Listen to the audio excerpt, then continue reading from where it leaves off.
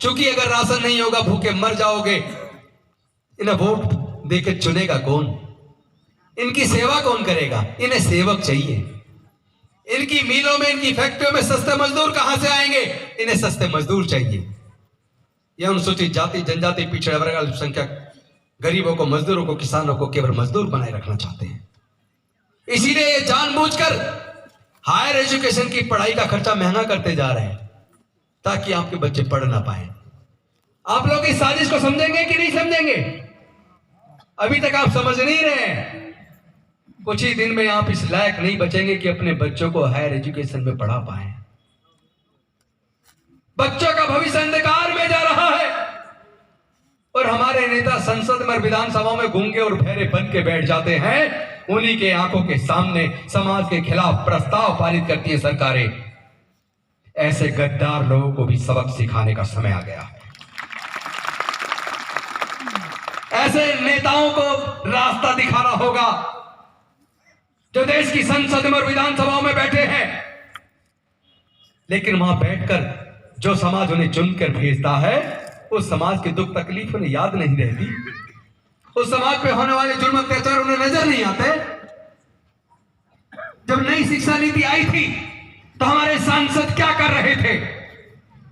क्या उनको उसका विरोध नहीं करना चाहिए था?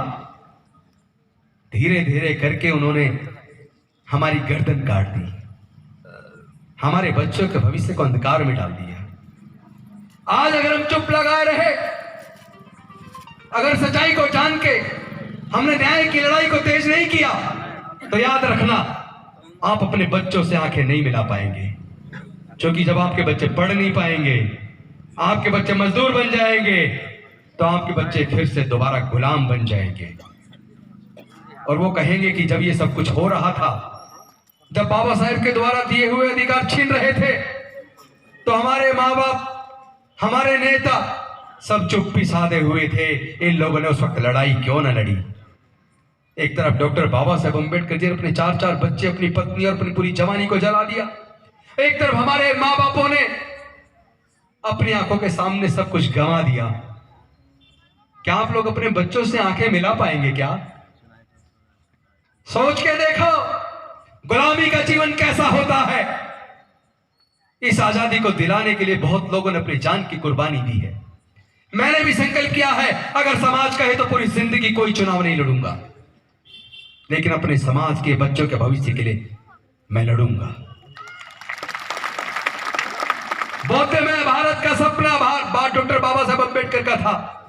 उस सपने को साकार करने के लिए जो कुछ करना पड़ेगा वो मैं करूंगा।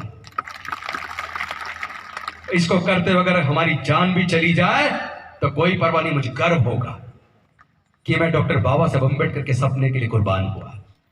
वैसे भी लंबी जीवन जी के करना क्या है?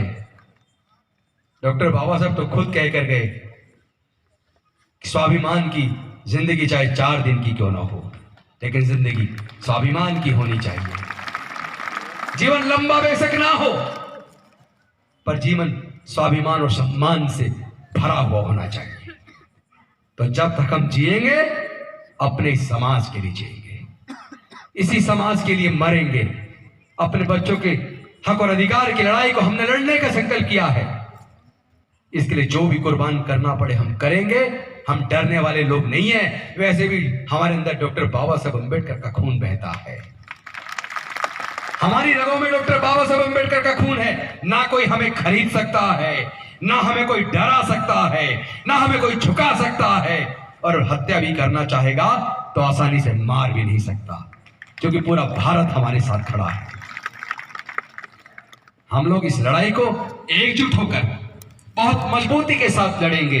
लेकिन मेरा आपसे हाथ जोड़कर निवेदन है, इस लड़ाई को जीतने का एक ही रास्ता है। हम जहां भी जाते हैं लोग कहते हैं कि हमारे साथ जातिगत उत्पीड़न होता है। मूंछ रखने पर जितेंद्र मेघवाल की हत्या हो गई, घड़ा छूने पर इंद्र मेघवाल की हत्या हो गई, हमारी बहन बेटियों के साथ बलात्कार करके हत्या हो रही है। साहब वो आपको याद होगा गुजरात वाला केस, बिल्किस बानो का, किस तरह उसके बच्चे को मार दिया, परिवार के लोगों को मार दिया, सामूहिक बलात्कार किया और बलात्कारियों को समय से पहले ना केवल छोड़ दिया, उनके गले में माला डालकर मिठाई खिलाकर वीडियो बनाकर वायरल की जा रही है, तो भारत किस दिशा में जा रहा है? अब क्या शिक्षा दे रहे हो आप? बलात्कारियों को प्रोत्साहन दे रहे हो। इसी तरह अगर नफरत बढ़ती रही तो हमारा देश भारत नहीं बचेगा। आप बताइए, क्या भारत को बचाने की लड़ाई हमें लड़नी चाहिए कि नहीं लड़नी चाहिए? डॉक्टर बाबा साहब अम्बेडकर के सपनों का भारत बनाने की लड़ाई लड़नी चाहिए कि नहीं लड़नी चाहिए? तो हम लड़ेंगे, हम लड़ेंगे, हम जीतेंगे। बहुत बहुत धन्यवाद। नमो बुद्धाय। जय भीम, जय भारत।